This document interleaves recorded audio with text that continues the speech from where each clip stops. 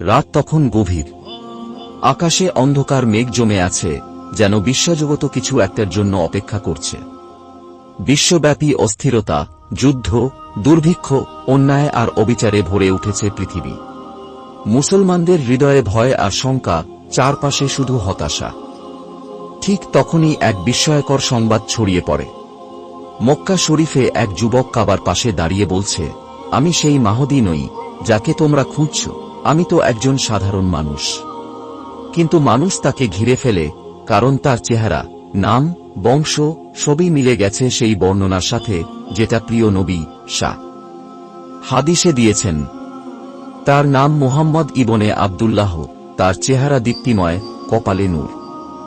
7 জন সৎ আলেম তাকে চিনে ফেলেন এবং জোর করে বায়াত নেয় কাবার সামনে। এই সময় বিশ্বে এক নতুন আলো ছড়িয়ে পড়ে। মিডিয়াতে ভাইরাল হয় ভিডিও, ইমাম মাহদী আগমন করেছেন। লোকজন মক্কার দিকে ছুটে যায়। কেউ বিশ্বাস করে, কেউ অস্বীকার করে, আবার কেউ ভয় পায়। ইসরায়েল, আমেরিকা, ইউরোপ চিন্তিত হয়ে পড়ে, নতুন খেলোয়াড় ময়দানে নেমেছে। ইমাম মাহদী অশান্ত পৃথিবীতে শান্তির বীজ বপন শুরু করেন। তার সৈনিকরা কেউ তাওবার অশ্রুতে ভিজে, কেউ যুদ্ধের মাঠে শহীদ হয়।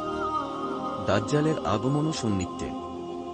অবশেষে একদিন দামেস্কে ঈসা নেমে আসেন আকাশ থেকে।